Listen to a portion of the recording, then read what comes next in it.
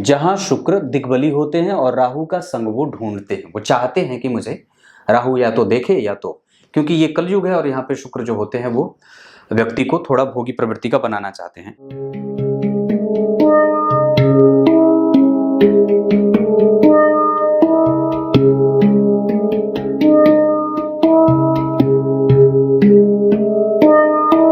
सुबह 10 बजे से लेकर 11 बजे के बीच में उपस्थित हूँ आप सबके सामने। आज जिनकी कुंडली लेकर के आया हूँ इनका नाम है सारस्वत चक्रवर्ती और ये है मेदिनीपुर, वेस्ट बंगाल, पश्चिम बंगाल से।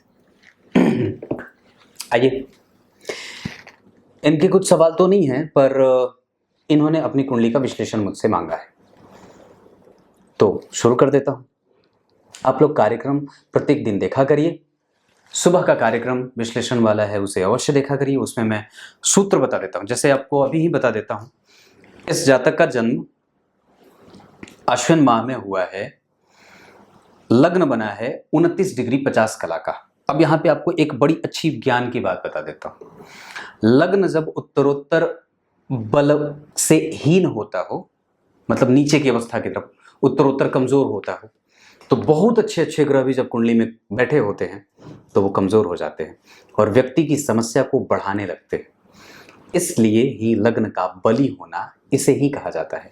लग्न बली होने का मतलब है कि आपके लग्न का अंश कितना है, लग्न के अधिपति का अंश कितना है और लग्न के ऊपर कौन से ग्रह की दृष्टि है, लग्न के अधिपति क्या लग्न को देख रहे हैं, ऐसे लग्न बली होता है। लग्न में कौन सा ग्रह बैठा है, ये ऐसी स्थितियां बनती हैं। अब आपको मैं इनकी कुंडली में, जैसे यहाँ पे चंद्रमा लग्न में बैठे, गुरु लग्न में बैठे, शनि लग्न में बैठे और कृतिका नक्षत्र का इनका लग्न बना है। कृतिका नक्षत्र के पहले चरण में इनका जन्म हो जाएगा।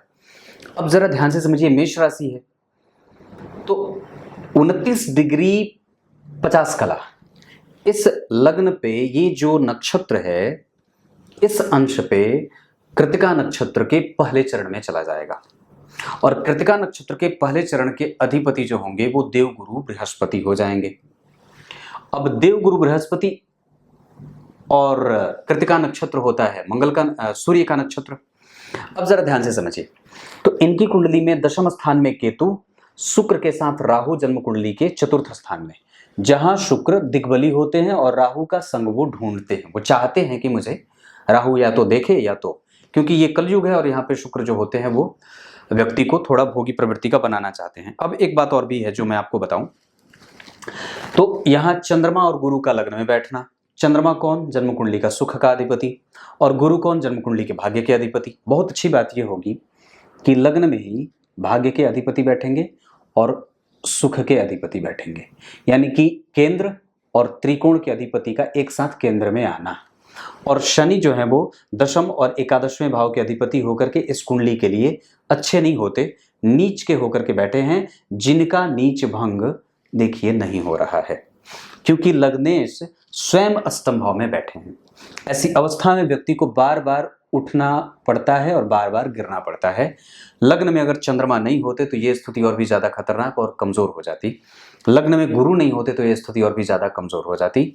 लग्न 29 डिग्री का है, इस वजह से लग्न थोड़ा कमजोर अवश्य होगा, लेकिन चूंकि लग्न में दो दो शुभग्रह बैठे हैं, केंद्र के अधिपति केंद्र में बैठे हैं, ये भी अच्छी बात होगी। पापग्रह होकर के बैठा है फिर भी अच्छी बात होगी। ये जातक के जीवन को मतलब ट्रैक पे ला ही देते हैं कहीं ना कहीं से, किसी न किसी तरीके से। राहु के साथ शुक्र का बैठना, यहां भी आप जब गौर करें तो यह समझने की बात है कि आपकी कुंडली में केंद्र में आखिर कौन कौन से ग्रह बैठे।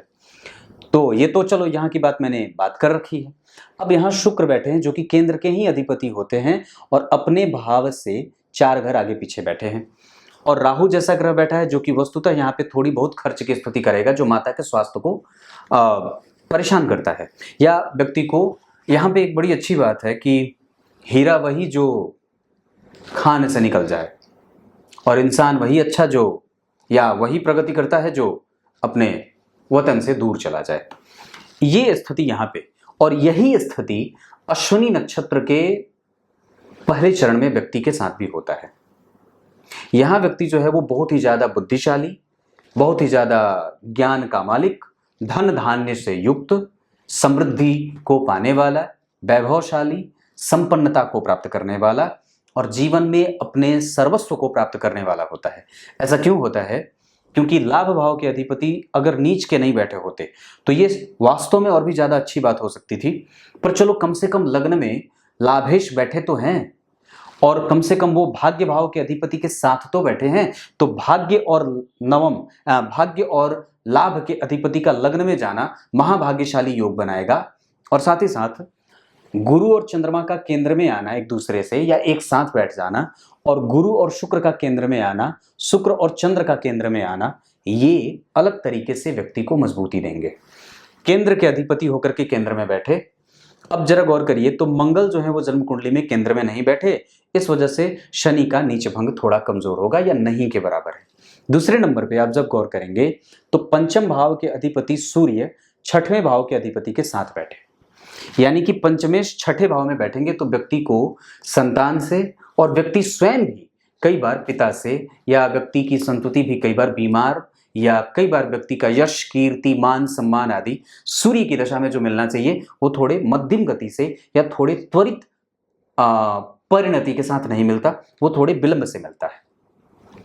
अगर आपकी कुंडली में पंचम भाव के अधिपति छठवें भाव में बैठे हैं तो निस्संदेह आपको मेहनत करने की आवश्यकता बढ़ जाएगी और आपको ये बात यकीनन मान करके चलना चाहिए कि निस्संदेह आप कभी भी आलस्य से युक्त नहीं हो सकते और कभी भी आप बिना सूर्य की आराधना के अपने आप को नहीं रख सकते।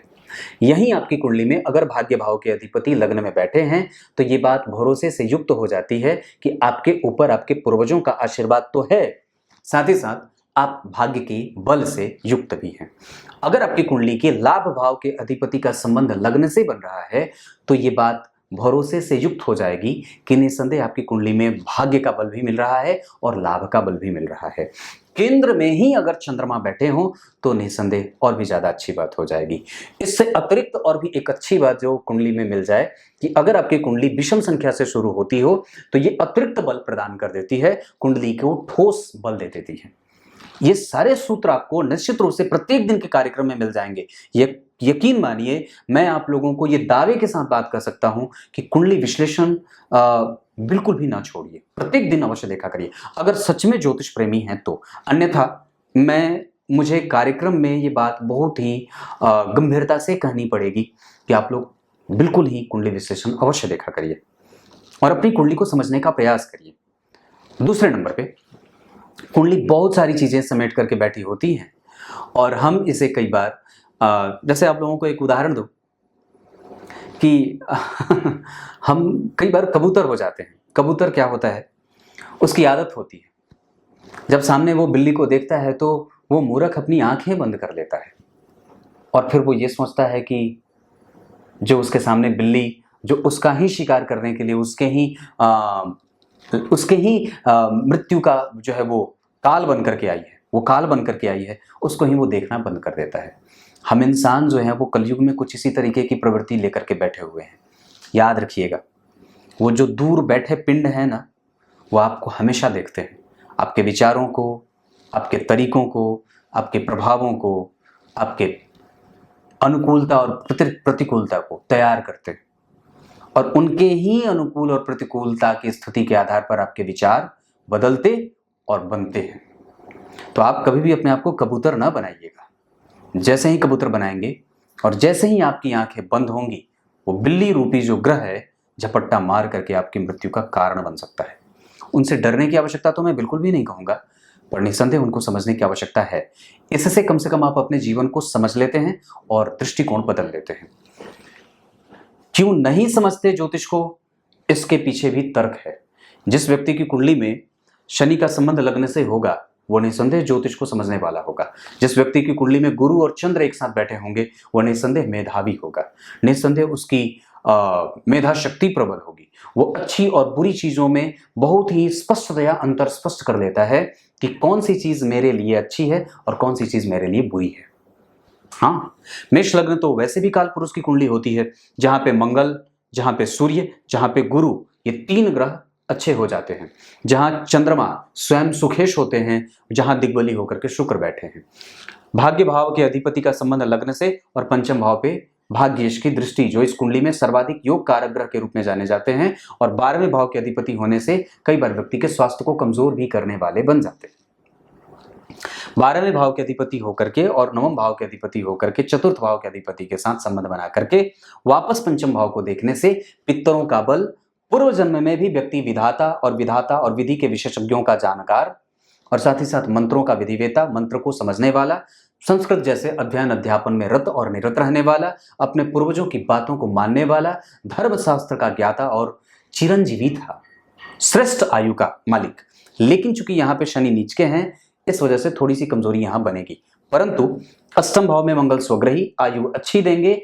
यहाँ व्यक्ति कभी भी अकाल मृत्यु से उसका कोई भी योग नहीं है, अकाल मृत्यु से उसका जो है वो मरण नहीं होगा। कारण क्योंकि अष्टम भाव के अधिपति अष्टम में बैठे हैं, लग्न में शनि चलो ठीक है नीच के बैठे हैं, एक्सीडेंट हो सकता है, प्रभावित हो सकता है, टूट फूट हो सकती है, चोट चपेट की घटनाएं हो सकती है, पर व्यक्ति उससे प्रभावित या हतोत्साहित नहीं होगा, वो जी लेगा। हाँ, यहाँ पे आपको निसंदेह घटनाओं से, दुर्घटनाओं से बचने के संकेत अवश्य मिलते हैं, पर उससे आपको नुकसान नहीं है। चंद्रमा 9 डिग्री के और जन्म कुंडली में मंगल जन्म जो स्थिति बना करके बैठे हैं वो 22 डिग्री के, ये दोनों आपकी कुंडली में कुमार अवस्था के होंगे। सूर्य जिस स्थिति में बैठे हैं वो सूर्य आपकी कुंडली में बैठे हैं 10 डिग्री के, वृद्ध हो जाएंगे ये, और ये आपको 25% का परिणाम देंगे। आगे बढ़ के बताता हूं। धन भाव के अधिपति का चतुर्थ में आना, ये बहुत अच्छा होगा, जहां व्यक्ति को माता से लाभ मिले धन का, क्योंकि चंद्रमा भी केंद्र में है, माता का प्रभाव भी बढ़े, पिता का भी प्रभाव रहे पर थोड़ा कम, माता से प्रभाव थोड़ा ज्यादा रहे। पराक्रम भाव के अधिपति का जन्म कुंडली में, बुध का जन्म कुंडली में छठवें भाव में जाना, अपने भाव से चतुर्थस्थ, ये पराक्रमी बनाएगा और बुद्धिमान बनाने के साथ साथ व्यक्ति को दुश्मनों से, परिस्थितियों से, विपरीत स्थितियों से लड़ने वाला और निपट करके उनसे जीतने वाला बना देंगे। यहाँ सूर्य और बुध व्यक्ति को बुद्धिमान बनाने के साथ साथ व्यक्ति में तेजस्विता भरेंगे, प्रतियोगिता परीक्षाओं में व्यक्ति को लाभ देंगे। यहाँ पे कई बार बुध की दशा में व्यक्ति को प्रतियोगिता परीक्षा में लाभ हो, और साथ ही साथ जन्म कुंडली में बुध की स्थिति के आधार पर अगर मैं जो बात कहूंगा तो बुध आपकी कुंडली में बैठे हैं 24 डिग्री के, बाल अवस्था के हो जाएंगे। नक्षत्र उनका चित्रा का है, जो मंगल आपकी कुंडली में स्वग्रही हैं पर अष्टम भाव में बैठे हैं। इस वजह से किसी न किसी वजह से व्यक्ति लाभ तो अर्जित करेगा, पर विपरीत परिस्थिति का निर्माण भी होगा। और दूसरे नंबर पे व्यक्ति कहीं ना कहीं से वो किसी भी तरीके से अपनी विद्वत क्षमता के बल पे, अपने ज्ञान के पक्ष के बल पे किसी भी तरीके से अपनी विद्वता हासिल कर लेता है या उसका प्रमाण दे देता है। उसको कोई भी कभी हरा नहीं सकता है, न तो तर्क विद्या में और न तो किसी भी तरीके से तार्किक ज्ञान में, कभी भी वो किसी से डिफीट नहीं होता, कोई हरा नहीं सकता। पंचम भाव के अधिपति छठे भाव में, इस वजह से संतान उत्पत्ति में कभी कभी बाधाएं उपस्थित हो सकती हैं। हालांकि गुरु की दृष्टि यहाँ है, इस वजह से हाँ ही है, संतति मिलेगी, पर अपने ऊर्जा का क्षरण नहीं करना चाहिए। शुक्र राहु के साथ है, व्यक्ति को काम पे जो है वो प्रभाव रखना होगा, उस पर आपका प्रभाव कमजोर ना हो, ये बात ध्यान रखना होगा। दूसरे नंबर पे व्यय ना हो, चाहे वाणी का हो, चाहे ज्ञान का हो, चाहे किसी भी तरीके से किसी भी चीज का व्यय करने से बचना चाहिए। हर एक चीज, ऊर्जा चाहे कहीं से भी हो, उसे संचित करिए, चाहे वो बिजली के रूप में ही आपके घर में क्यों न विद्यमान हो, इसका ध्यान हमेशा रखना चाहिए। जल, पृथ्वी, जल, अग्नि, तेज, वायु और आकाश, ये हमेशा याद रहे, इनका क्षरण नहीं करना है, और जितना ज्यादा हो सके शब्दशः अपने आप को संरक्षित और सुरक्षित रखने का प्रयास ज्यादा करना है। छठवें भाव के अधिपति छठे में, इसमें तो कोई संदेह नहीं है, व्यक्ति ब्राह्मणों का पूजक होता है, कभी भी वो ऋण में नहीं रहेगा, कभी भी उसके ऊपर ऋणकर्ता ऋणहर्ता की स्थिति नहीं रहेगी, वो ऋण से मुक्त होता है। दुश्मनों के घर में घुस करके उसको मार करके निकल जाए और कोई जान भी ना पाए, सेंध लगा करके, और उसके जो है वो प्रभाव की स्थिति इतनी मजबूत होती है कि कोई भी उसके आगे टिक नहीं पाता है। ये छठे भाव की स्थिति है, बलवान है। सप्तम भाव के अधिपति केंद्र में है, गुरु से केंद्र में है, गुरु की दृष्टि है, शनि की उच्च दृष्टि है। इस भाव से केंद्र में एक जो है वो कोई ग्रह नहीं है पर केतु है, इस वजह से आपकी कुंडली में जो घर में कलह का वातावरण है वो थोड़ा सा बन सकता है। इस वजह से कुल देवता की पूजा और उनकी उपासना अवश्य कर लेनी चाहिए। अष्टम भाव के अधिपति अष्टम में बैठे, मंगल आपकी कुंडली में कुमार अवस्था में, मैंने बताया था आपकी कुंडली में वो 22 डिग्री के हैं और आपकी कुंडली के लिए वो शुभदायक ही है, यहाँ भी अशुभ नहीं है, स्वग्रही हैं। तो धर्म, कर्म, रिसर्च, ज्ञान, नई चीजें बना लेना और बुध का प्रभाव मंगल से प्रभावित होगा, क्योंकि बुध चित्रा में बैठे हैं और मंगल ज्येष्ठा में, तो दोनों का कॉम्बिनेशन बन रहा है।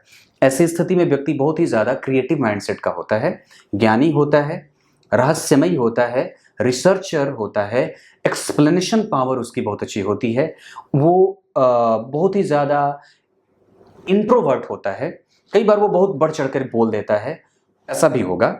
दूसरे नंबर पे वो कई बार कई लोगों से प्रभावित होता है, कई लोगों तक अपने ज्ञान को जानने के लिए, अपने अंदर छुपी हुई बातों को समझने के लिए वो कई दरवाजे पे जाता है, खटखटाता है और अपने बारे में जानने की कोशिश करता है। इसके अतिरिक्त उसके पास जो गूढ़ और रहस्यमयी ज्ञान है उसको वो निकाल करके सामने प्रकट करना चाहता है और कुछ नई चीजें समाज को और देश और दुनिया को देना चाहता है। ये तमाम तरीके की जो बातें हैं वो निश्चित रूप से मंगल जातक को देंगे। बुध और मंगल का जो नक्षत्र का परिवर्तन होगा वो जातक को कई तरीके से इलेक्ट्रीफाई करेंगे, रिकॉग्नाइज करवाएंगे व्यक्ति को समाज से। व्यक्ति समाज में जाना जाता है, उसकी पहचान अलग होती है और समाज को कुछ दे करके जाता है। उसके प्रभावों से समाज के लोग प्रभावित होते हैं और वो नया अलौकिक शक्ति का विधाता होता है, दिताता होता है, कहने का मतलब है। ये मैंने बात बताई, यहां बात बताई। नवम भाव के अधिपति का लग्न में बैठना, यहां देखना संतान, सुख, यश, कीर्ति, मान, सम्मान, पद, प्रतिष्ठा आदि दे दे। यहां देखने से व्यक्ति को व्यवसायिक नेचर दे देता है, पत्नी जो होती है वो व्यवसायिक नेचर की आती है। नवम भाव पे दृष्टि होने से व्यक्ति को भाग्य का, यश का और साथ ही साथ व्यक्ति को धर्म का और भाग्यशाली होने का बल मिल जाता है। क्लियर है? नवम भाव पे किसी भी पापग्रह का कोई प्रभाव नहीं। नवम भाव के ठीक पीछे मंगल और ठीक आगे केतु नवम भाव को पापकर्त्री लगाएंगे और नवम भाव के अधिपति नीच के शनि के साथ बैठे हैं। ऐसी अवस्था में उनका प्रभाव थोड़ा सा कमजोर अवश्य होगा, लेकिन जो कमजोरी वहां मिल रही है वो चंद्रमा के बैठने के कारण दूर भी हो जाएगी। ये व्यक्ति अपने माता को लेकर के बहुत ज्यादा पॉजिटिव होगा, अपनी पत्नी और अपने पुत्र को लेकर के बहुत ज्यादा सशंकित रहने वाला और उन पे ध्यान रखने वाला और उनके बारे में हमेशा ही प्रेम से लबालब भरा होने वाला होता है और उनको कभी भी छोड़ने वाला नहीं होता। जिसको पकड़ ले उसको छोड़े नहीं, चाहे वो कोई भी हो।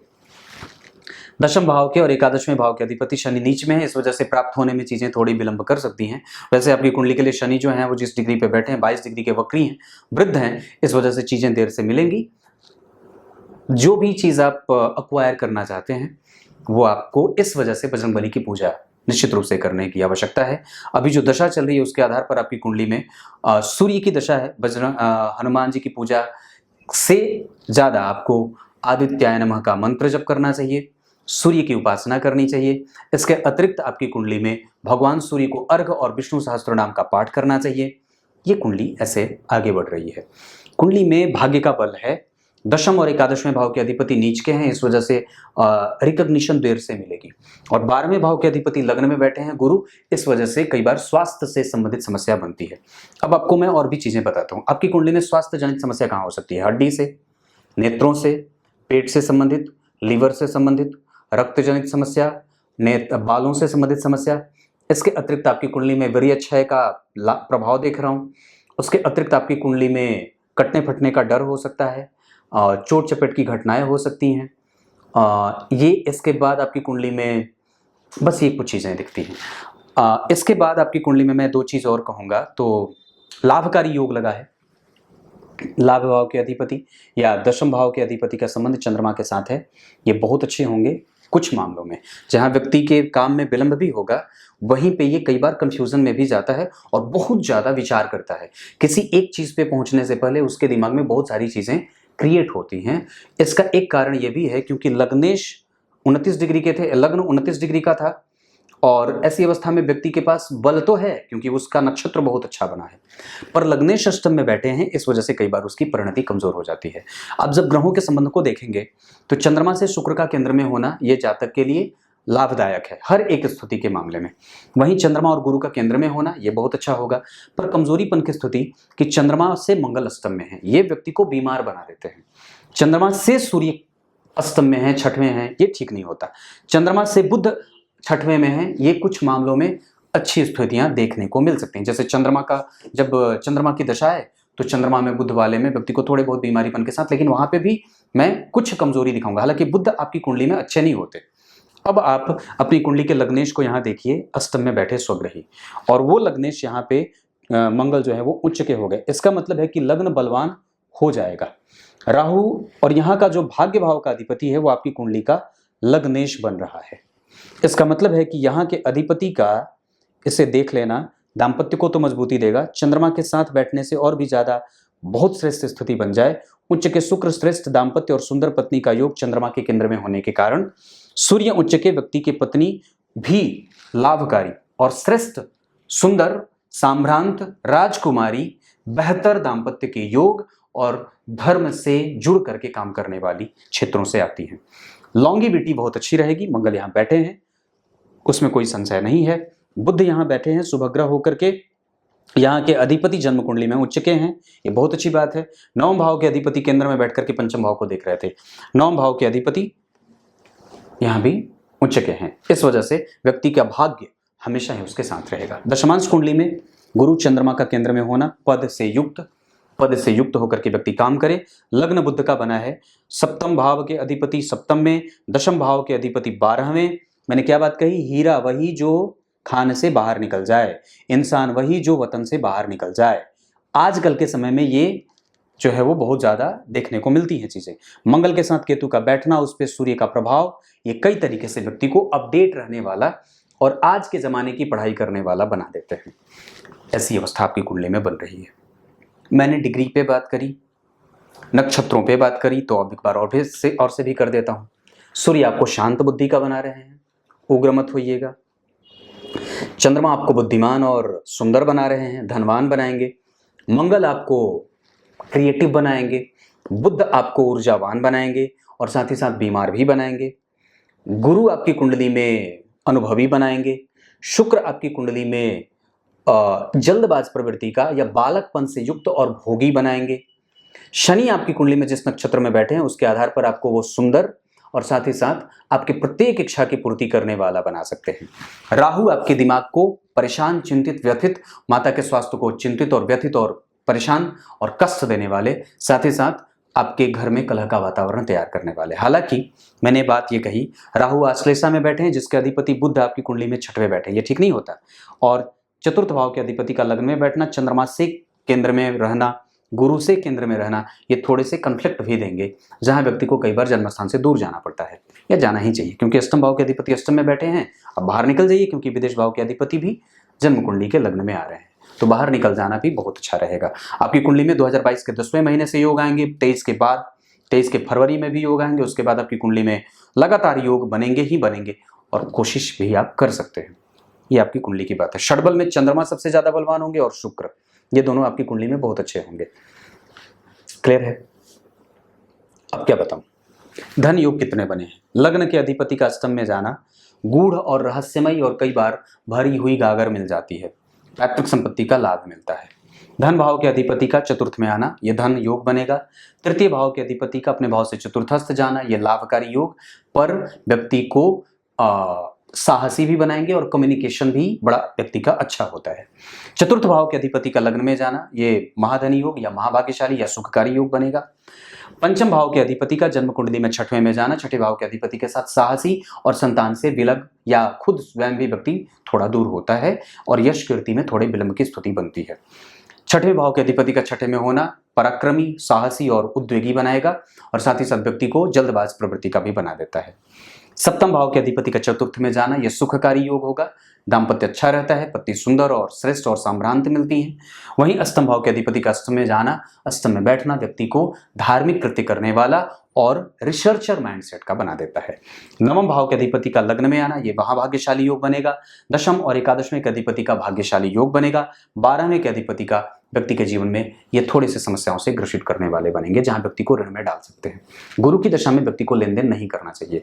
गुरु की दशा में खरीदी करनी चाहिए, संतान उत्पत्ति के प्रयास कर सकते हैं, गुरु की दशा में यात्रा कर सकते हैं, शिक्षा वगैरह के बारे में विचार कर सकते हैं।